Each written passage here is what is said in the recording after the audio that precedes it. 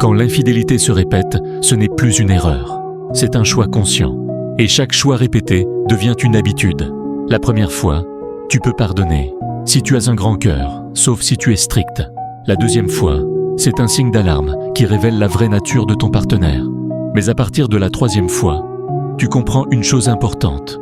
La personne sait qu'elle peut te perdre, mais elle sait surtout que tu resteras, parce qu'elle te prend déjà pour acquis. L'amour ne doit pas te rendre triste, méfiant ou brisé à l'intérieur. Aimer quelqu'un ne veut pas dire accepter d'être trompé, menti et humilié en silence. Chaque pardon sans changement enlève un peu de ta paix. Chaque promesse non tenue détruit un peu plus ta confiance. Et pendant que tu espères, l'autre continue exactement comme avant.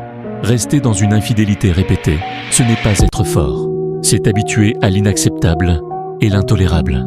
Partir, ce n'est pas abandonner l'amour. C'est refuser de te perdre toi-même. Quelqu'un qui t'aime ne te met pas en concurrence avec qui que ce soit. Il te choisit, clairement, chaque jour. Alors pose-toi cette question simple. Si rien ne change dans 6 mois ou dans 1 an, est-ce vraiment cette vie que tu veux? Parfois, il faut admettre qu'on s'était trompé sur la vraie nature de quelqu'un, à cause peut-être d'un coup de foudre ou d'une confiance aveugle. Arrête de faire comprendre à un infidèle que l'infidélité est mal, parce qu'il le sait déjà. Mets ta dignité en avant et enterre cette relation pour rencontrer une personne qui te prendra à ta juste valeur. Et c'est ça, la définition du bonheur.